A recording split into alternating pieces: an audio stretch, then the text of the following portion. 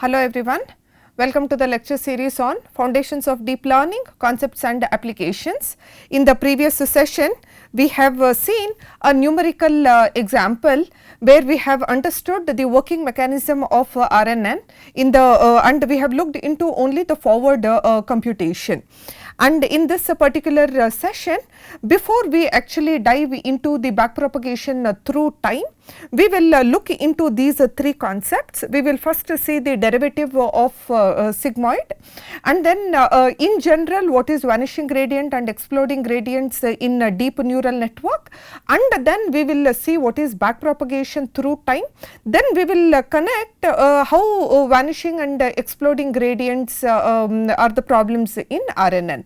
So, before we connect these two problems with respect to RNN, we will see in general what is vanishing gradient and what is exploding gradient in this particular session.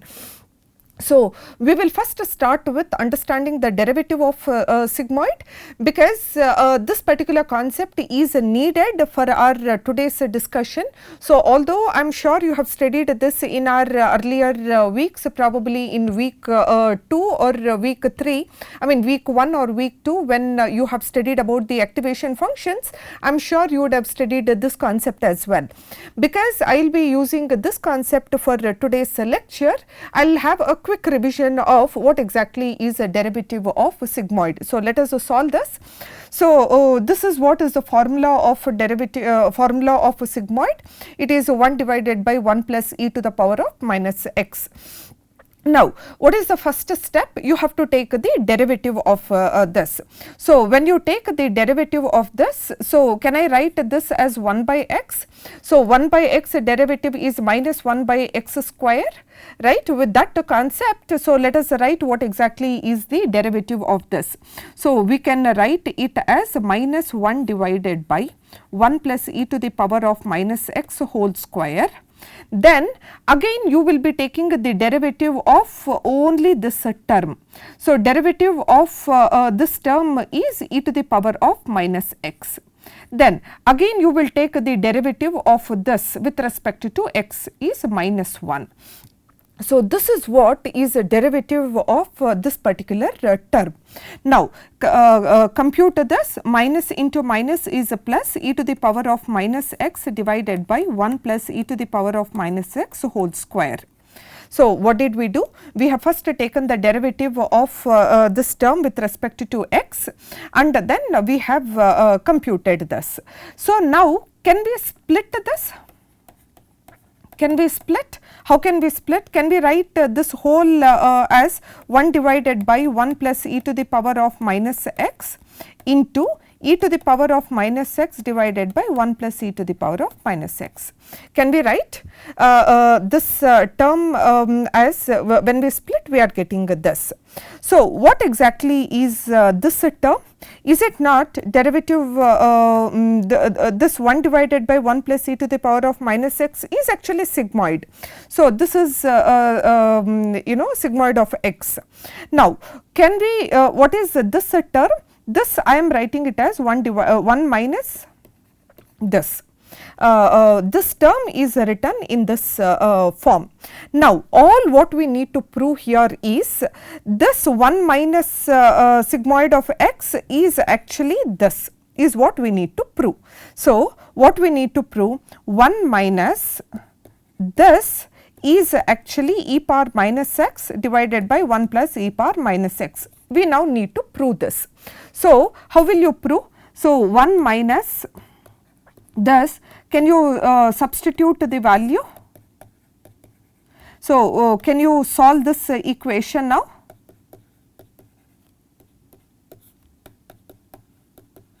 So, when we cancel 1 and 1, what we are getting is e power minus x divided by 1 plus e power minus x. So, what exactly is this? Is it not this?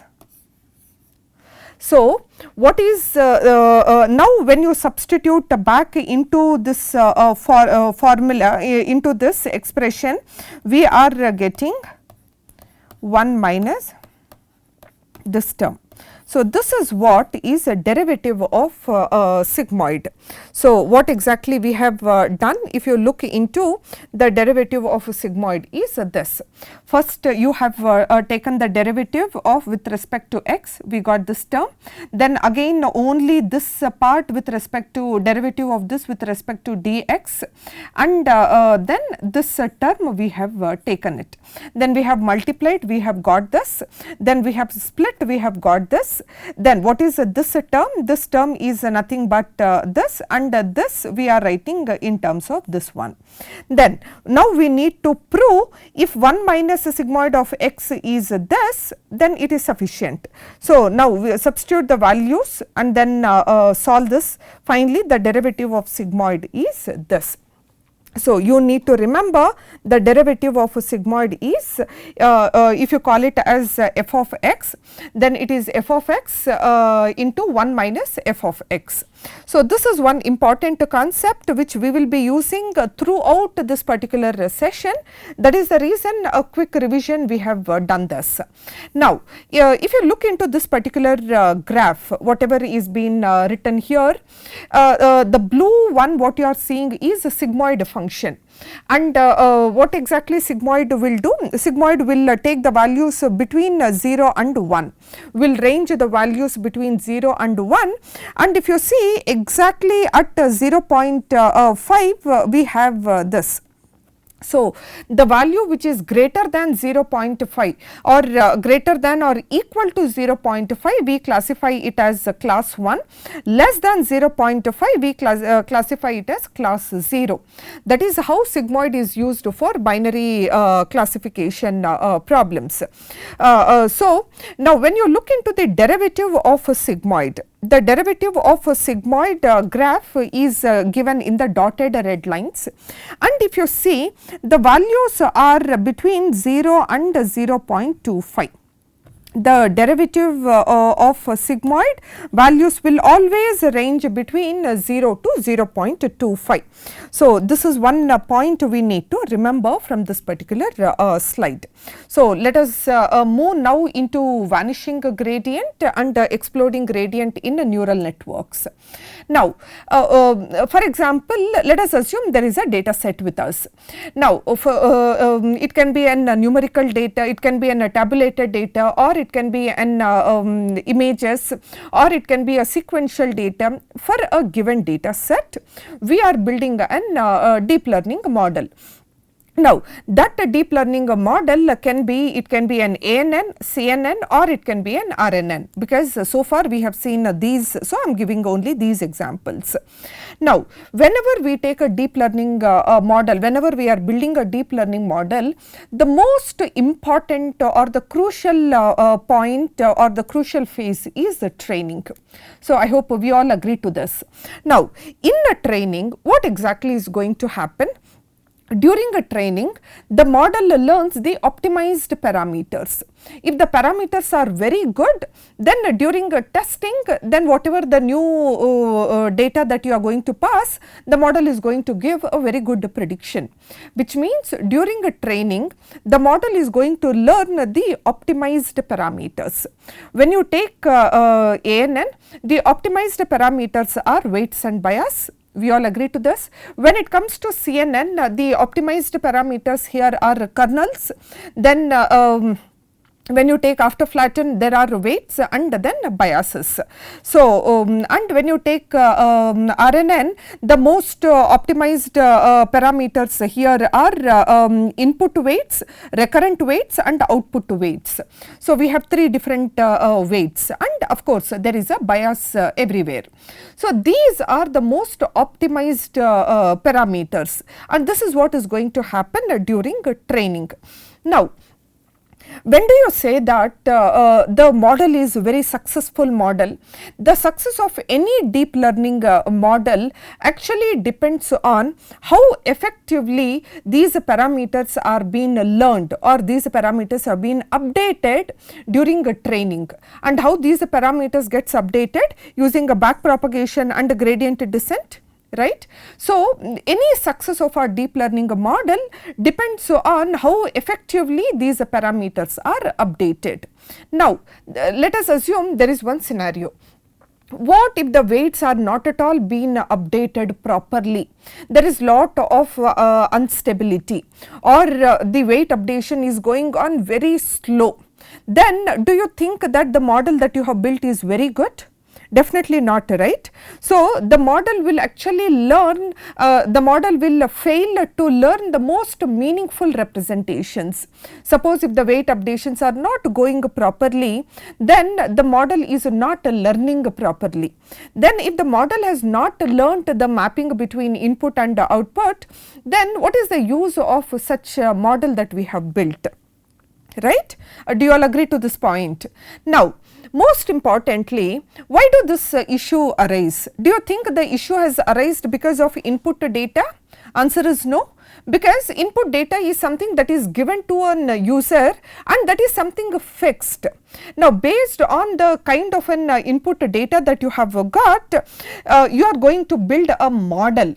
So, which means this problem of weights not getting updated properly, or weights being updated very slow, or becoming unstable, actually the problem arises due to how the model is being designed, which means how depth the model is being built and what activation functions that are used in the hidden layer. So, actually the model building depends on these two, how depth and what activation functions you are using in the hidden layer. So, which means the choice of activation function in the hidden layer play a very important role in determining whether the learning is stable or whether the learning is slow or unstable. All these three problems actually depends on what is the choice of an activation function that we are using at a hidden layer. So, this you may be thinking, why do we require this concept at this point of time? You will be understanding that in a while. So, this is overall how the training is happening here. So, with this we will now come to the most important problems in deep learning, deep neural network, called vanishing problem and exploding problem. So, before we get into vanishing and exploding problem, because since the topic is very important, intentionally I am taking one simple numerical example. With this numerical example, we will understand what is vanishing problem and what is vanishing gradient and what is exploding gradient problem. So, here you see whatever the model that we have built here, there are two features, and those two features are x1 and x2 are the two. There is an data set where there are two features x1 and x2, and whatever the model that we have built, there are two hidden layers, h1 and h2 are the hidden layers. And output, there is one output neuron. So, maybe it is either a regression problem that we are solving, or it can be a classification, and more specifically we are going for binary classification. So, it can be either regression or classification. So, we are going for binary classification problem. So, what we have done, we have taken one data set which is having two features, and there are two hidden layers, and there is one output neuron at an output layer. Now, from the previous slide, what we have understood, the activation functions play a key role. So, which means now where all you can place an activation function, you can have an activation function at a hidden layer, and you can have an activation function at an output layer also.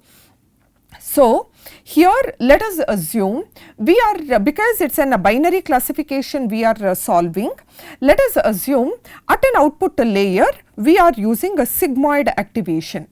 At an output layer we are using sigmoid activation because it is a binary classification. Suppose if you are solving a regression problem, at an output layer you will be using a linear activation function. Now, so that we have understood with respect to output.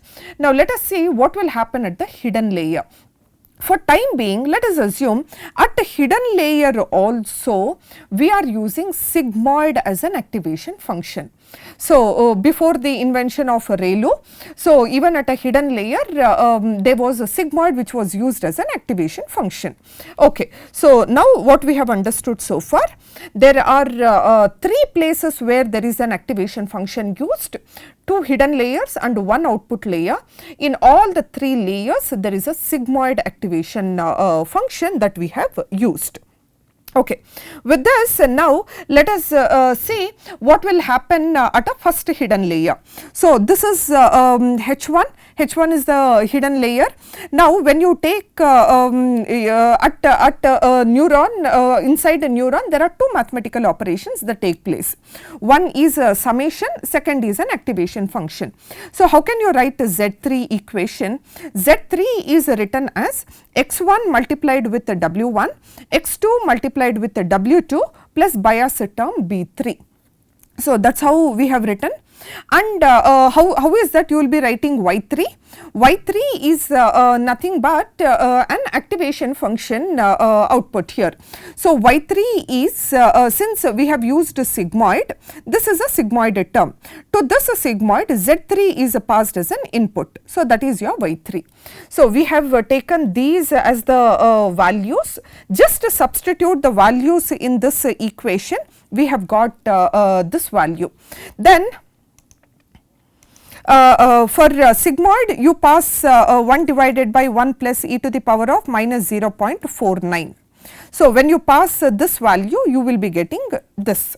Okay. So, what we have done, because our ultimate aim is to understand something called vanishing gradient and exploding gradient, we are understanding this by solving a numerical problem, and what we have done so far is we have calculated Z3 and Y3. And now let us take at H2. Now, H2 is a hidden layer neuron. Again there are 2 mathematical operations that take place. One is a summation, second is activation. Now, how will you write a Z4? Z4 is the output of this neuron. The output of this neuron is Y3. So, Y3 gets multiplied with W3 and you will be adding the bias B4. So, that is the equation, Y3 multiplied with the weight and the bias. Substitute these values and then you will get this value. Then whatever you have got Z4, that is passed to an activation function sigmoid. So, therefore, Y4 is sigmoid of for the sigmoid you are passing Z4 value. So, it is 1 divided by 1 plus e to the power of minus 0.5240. You will get this value. Now, at the output layer, once again there is a neuron, 2 mathematical operations Z5 and Y5. What is Z5? Y4 gets multiplied with W4 and then the bias term B5. And Y5 is an output, this is at the output layer. So, at the output layer also we have used a sigmoid. So, sigmoid of Z5 is this. What have you done here? In short, have you not completed the forward pass? We have done a forward pass. To this, once you compute the forward pass, the next step is you will be calculating the loss. Now, what activation, what problem we are solving? We are solving a binary classification, because the output here ground truth output is 1. It is a binary classification. Because binary classification, we have used a sigmoid activation function at an output layer. Okay. Because it is a binary problem, binary classification problem that we are solving, the loss function that we are using here is a binary cross entropy loss. This is the formula for binary cross entropy loss. Now, what is your ultimate aim? Aim is to reduce the loss. If you are reducing the loss, you will be using a gradient descent back propagation algorithm. Now, in the back propagation, you are taking the derivative of loss. So, therefore, when you go for derivative of binary cross entropy, this is what is the derivative of this formula. Binary cross entropy derivative, if you take, this is what is the value that you get. Now, you will calculate, you are computing a loss at this stage, and you will compute the you will take the derivative of this loss with respect to Y5. because the last value here is y5 with respect to y5 is what you will calculate. In general I have written here, and where yi hat is y5. Okay.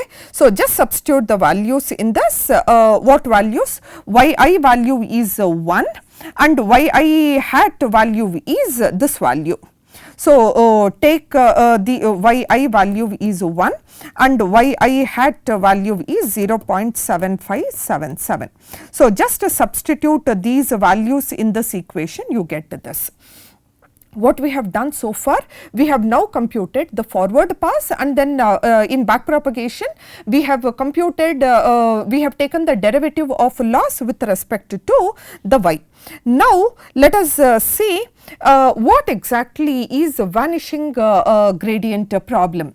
So, now the whole concept here is you will back propagate because you want to update the weights. What is the ultimate role? Because by updating the weights, your aim is to reduce the loss. So, once you finish the forward pass, you will compute the loss. Then you will use optimizers mainly to update the weights.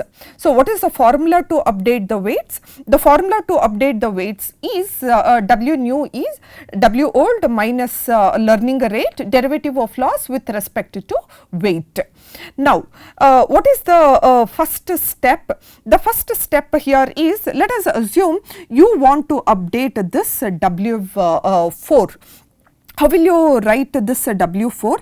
If this is the loss that you have computed, derivative of loss, this term, derivative of loss with respect to W4. How can you write this? How to reach to this W4 when you are back propagating? From this place, you will first reach here derivative of loss with respect to y5. Then from here you will reach to this, then derivative of y5 with respect to z5, then from z5 you can reach to. So, it is derivative of z5 with respect to w4. Right. This is the chain rule which we have already seen during our week 2. So, this is what is the derivative of loss with respect to w4. Now, what is this term? The first term, is it not derivative of loss with respect to the output, that is y5, which we have done in the previous? Is it not this value? And how will you compute this? So, let us take, how can you write z5? Z5 can be written from this graph or from this diagram. How can we write z5 equation? Z5 is nothing but y4 multiplied with its weight w4 plus there is a bias term b5, right. Then we have y5. What is y5? Y5 is an activation function, sigmoid of z5 is y5, right. Okay. Now, once we know this, go back to these two terms. What is this term? Derivative of y5. What is y5 here? Y5 is the activation function. What activation? Derivative of sigmoid activation. So, is it not y5 1 minus y5? How? Because it is sigmoid of x, 1 minus sigmoid of x. So, what is so can we write it as sigmoid of z5, 1 minus sigmoid of z5? So, which in short we will be writing y5, because this whole term is assigned to y5, it is y5 1 minus y5. Okay. So, which means this term value, this term value is y5 1 minus y5. Okay. Then let us see what exactly is this term. This term z5, you have to take the derivative with respect to w4. This is z5. With respect to w4, if you take the derivative, then the answer is only y4, because this is constant, this term becomes 0. Here you have w4 term, therefore y4 is the answer. So, let me erase it so that you can able to see it very clear. This is what we have done, w5 z5. Then when you take a derivative of this, since it is a sigmoid one, sometime back in the previous slide we have seen. Therefore, this term we are getting this. Next, this concept. So, when you take the derivative with respect to W4, we are left out with Y4. So, we will get Y4. In the previous slide, we have the values for each of these terms. Just substitute the values in this equation. When you substitute the values, okay, you see, when you substitute this value, it is here. When you y5 value is this, 1 minus y5 value you are going to get, and the y4 value is this. Just multiply, you are going to get this value, which means this term value is minus 0.1520. Okay. Now, from this slide, observe very carefully, this is nothing but derivative of a sigmoid. When you look into derivative of sigmoid, the previous slide says derivative of sigmoid value will always range between, if you go back, it will always range between 0 and 0.25. So, therefore, if you look into this term, you are getting the value, this derivative of a sigmoid value will be between 0 and 0.25 only. Therefore, between 0 and 0.25 you have got this value. Now, why did we do this calculation?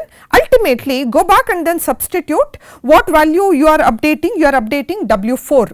So, W4 formula, substitute in this. W4 new is W4 old minus learning rate, derivative of loss with respect to W4. So, just substitute this value, you substitute in this. Learning rate value is 0.01 and old weight W4 is 0.7. Just substitute the value values in this and then see what is the difference that we have got. Earlier value of W4 is 0.7 and the new, after updating the value what you have got this. So, if you see the W4 old is almost equal to W4 new value. Okay, let us continue with this. Next, let us now see how do you derivative of loss with respect to W3. So, how will you, here is the loss. Derivative of loss with respect to W3, how can you reach up till here during a back propagation? So, you are here, from this you will derivative of loss with respect to Y5. So, from Y5 to Z4, Y5 to Z5, I am sorry, from Z5 you will not reach to W4 because our aim is not W4, aim is W3. So, that means it now depends. Derivative of Z5, it is with respect to Y4, Y4 with respect to Z4 and Z4 with respect to W3. Is it not this equation we will be getting this? So, is it not this equation we have obtained the same? Now, we have to compute each of these terms. So, we know this is nothing but the loss and this from the previous slide we have seen Z5, Y5 and we have computed, just some time back we have computed. So, I am directly writing this. So, let us talk about Z4. So, how will you, this two terms we are calculating.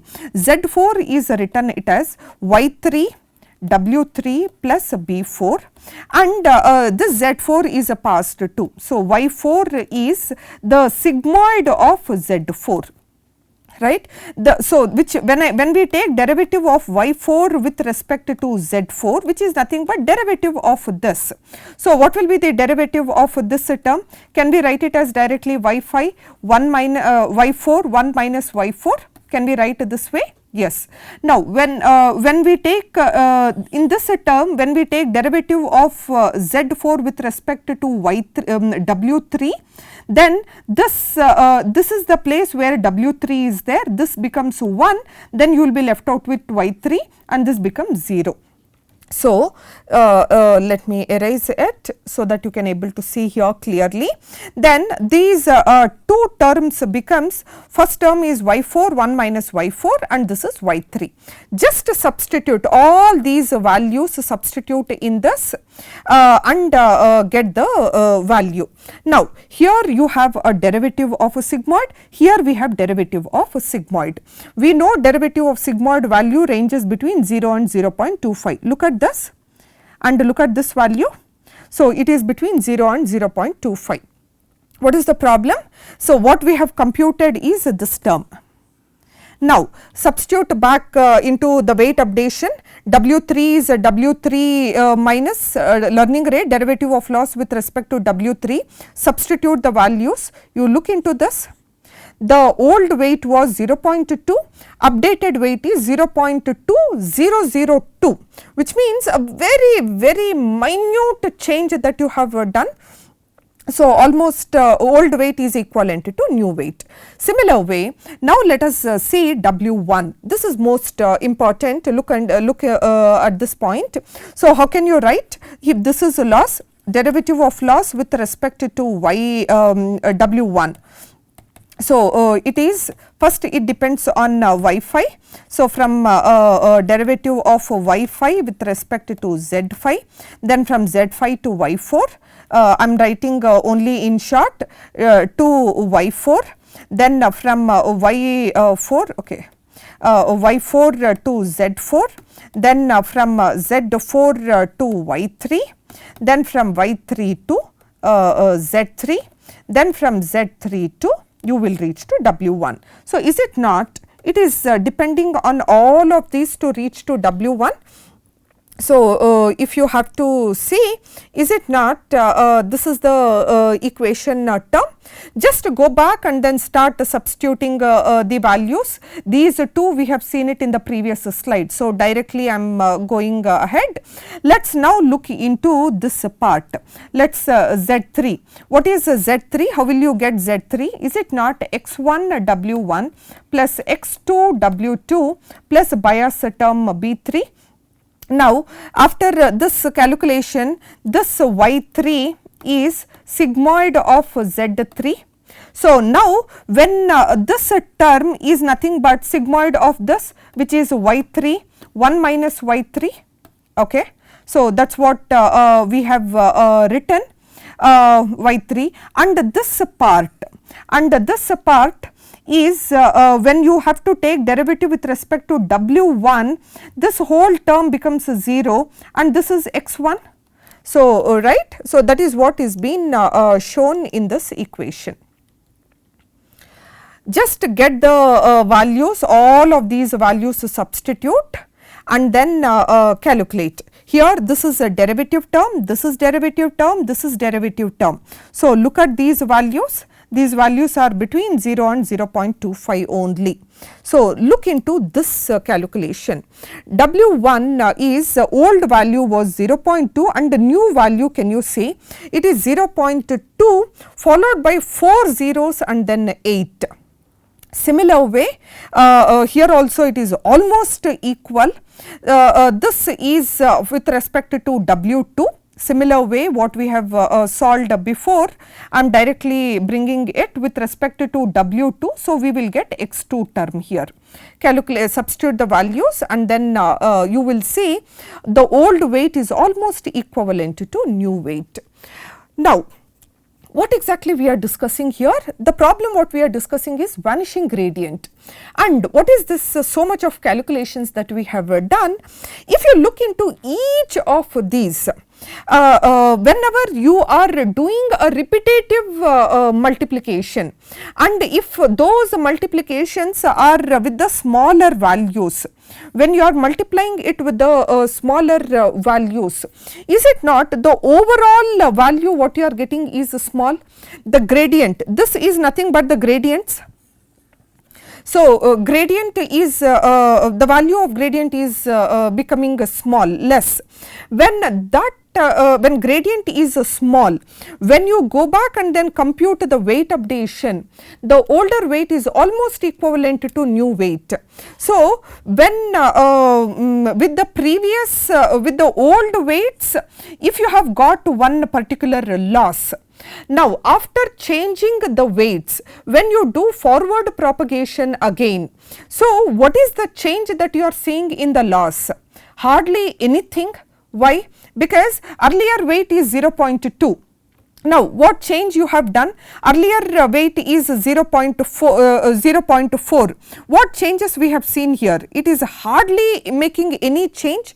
Then what effect it will be there on the loss? Bare minimum, right?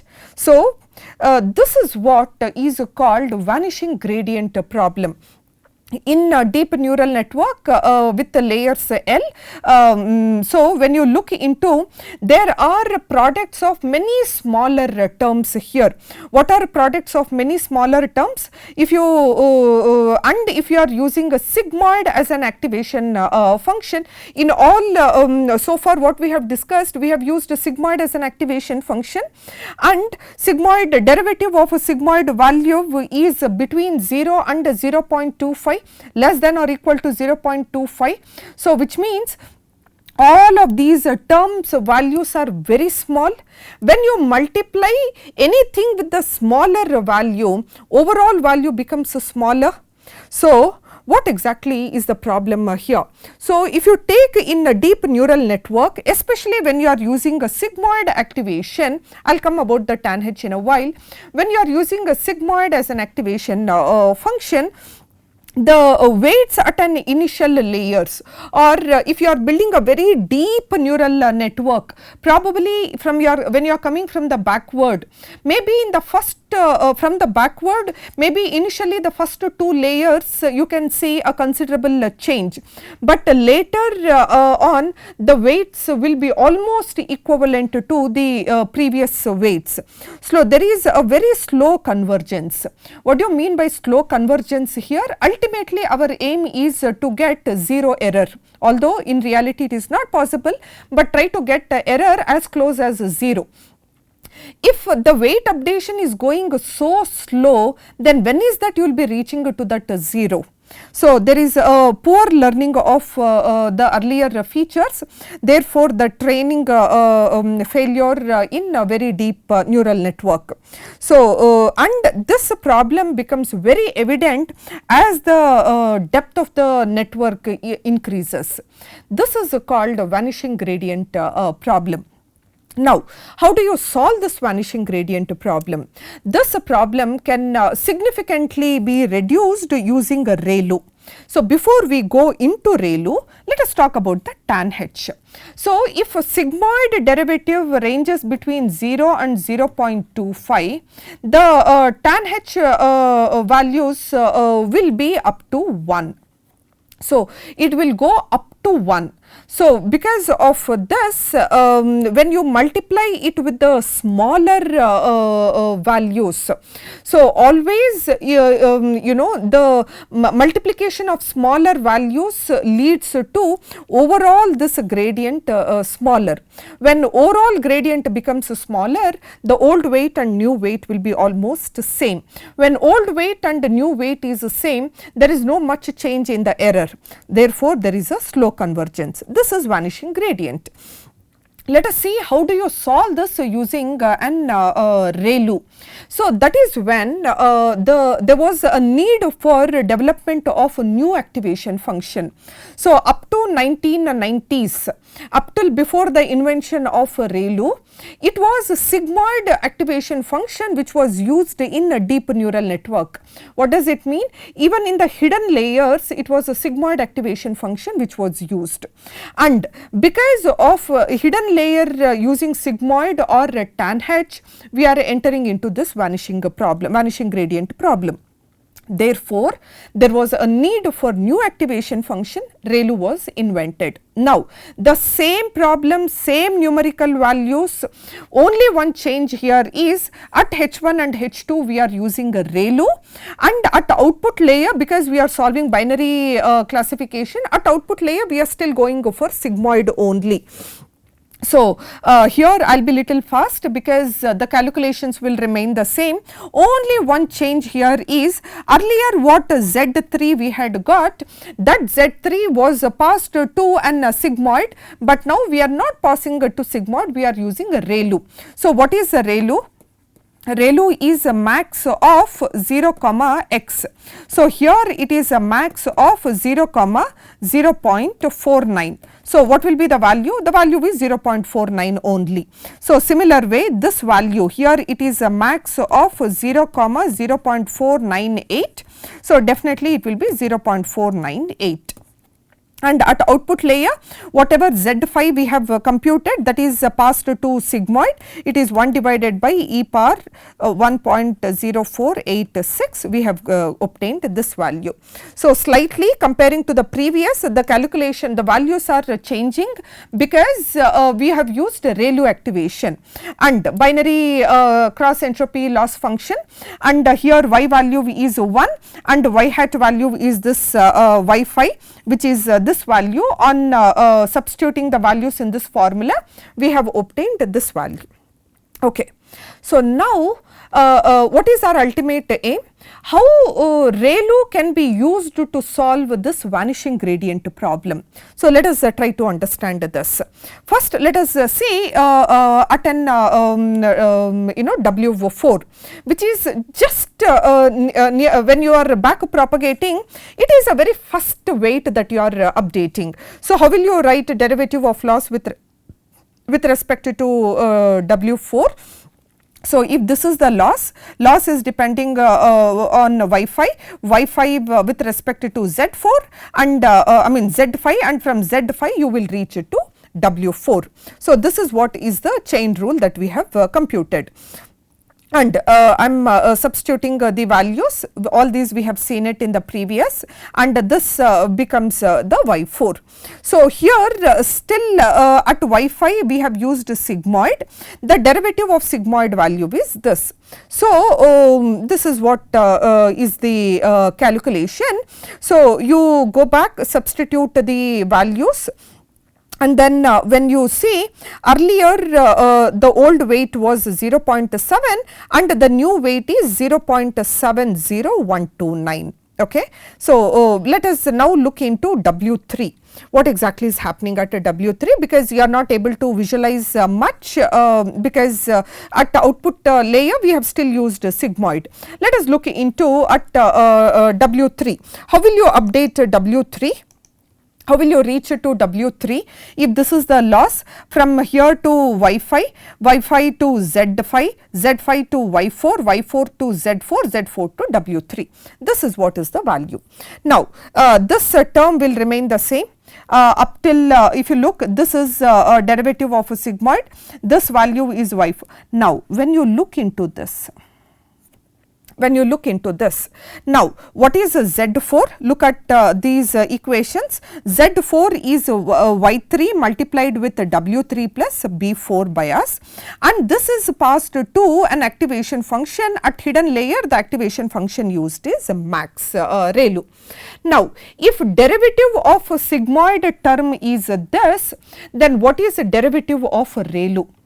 The derivative of a ReLU term is, if the value is less than or equal to 0, what value? If this Z4 value, if this value after you compute, if that value is less than or equal to 0, then definitely max of 0 comma less than or equal to, the ultimate output is 0 only. So, derivative of ReLU, what it does?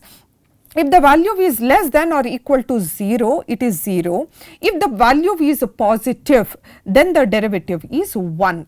So, therefore, this term value has now become 1.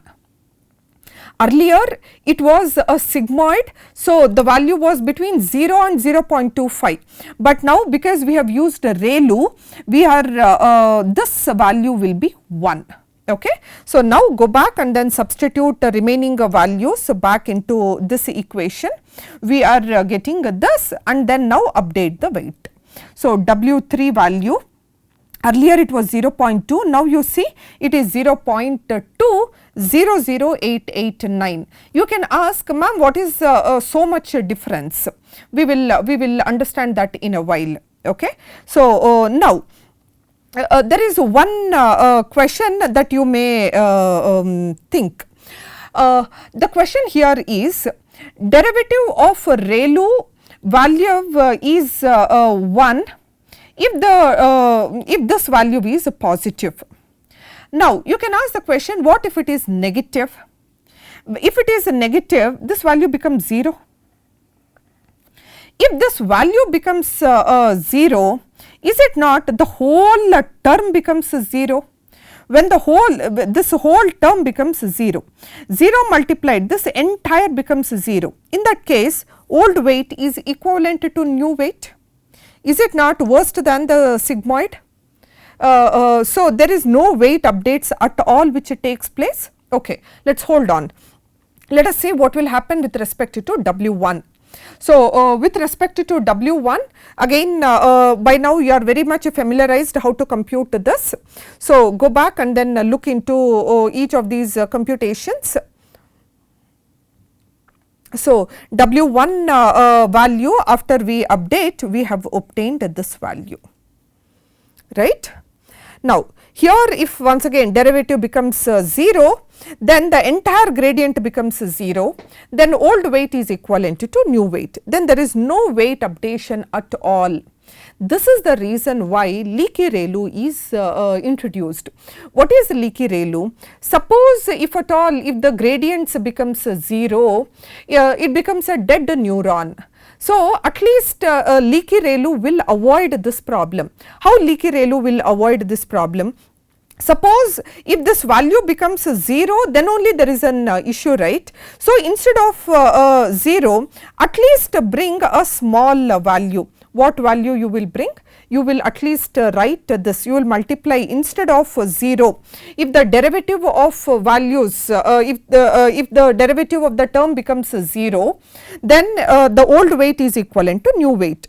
To avoid this, leaky ReLU what it does, at least do not make it as 0, put a small term so that at least after certain iteration there will be an convergence. I hope it is clear to you. This is where there is a comparison. If you see the old weights, these are all the old weights. W1 original weight is 0.2. Look at sigmoid, look at ReLU. W2, this is sigmoid, this is ReLU. W3 sigmoid, ReLU. W4 sigmoid, ReLU. So, and if you look at W4 is just here, which is in the back propagation, the very first. So, no much change that you will be seeing, but at a previous weights, look at the difference. This is what I am showing you just for one back propagation, but when you run it for 50 epochs, 60 epochs, 100 epochs, then definitely the way the convergence is going to be is much faster comparing to a sigmoid. So, ReLU does not eliminate the problem of vanishing gradient, but it is going to significantly reduce the effect of the vanishing gradient. What is vanishing gradient? The smaller values getting repeated multiplication, it is having an impact on weight updation. So, because of ReLU being invented, derivative is 1 or 0. So, when you multiply it with 1, the impact is smaller. So, this is what is a vanishing gradient. Let us look into the last topic called exploding gradient. So, now when you look into this particular term, so I have just given one example, derivative of loss with respect to weight. So, when you substitute the values or when you expand, when you look into, you have W4, we have W3. Similar way, if you go further deeper architecture, you will have so many weights also being multiplied. Now, the question here is, who are giving the weights to the model? Model assumes the weights initially. Do we have any control over the model assumption? Model can assume the weights, right? What if the model assumes or model takes a larger weight? So, earlier the problem what we have looked into, when we are multiplying it with the multiple smaller terms, it is vanishing gradient. Now, what we are saying here is, but what if the weights assumed by the model values are very large? So, what if the weights are very large?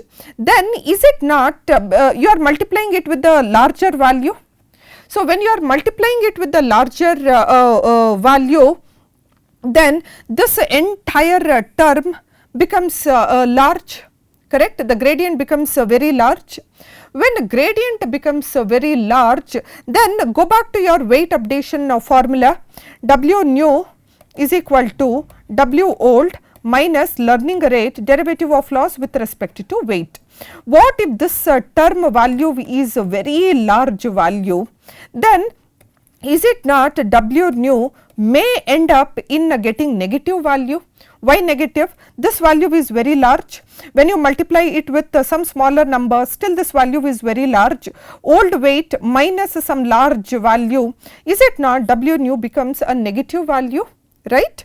So, this problem what we have seen is actually called exploding gradient.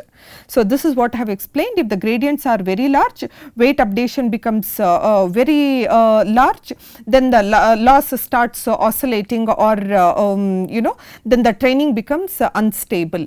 When training becomes unstable, then the model fails to converge here also. So, this is what is exploding gradient. Now, what is vanishing gradient? Vanishing gradient problem has occurred because you are multiplying it with the smaller terms. This is with respect to vanishing gradient. What is exploding gradient? Exploding gradient is what if the initial weights assumed are very large. If the initial values assumed are very large, when you multiply with such larger terms, we may end up getting an unstable model. So, this is what is exploding gradient. And what we have discussed in this particular session is just in general what is vanishing gradient and exploding gradient in general in a deep neural network. In our next session, we are going to see back propagation through time. So, we will first look into back propagation through time, then we will connect, after once we see the back propagation, then we will connect what is vanishing gradient and exploding gradients in RNN.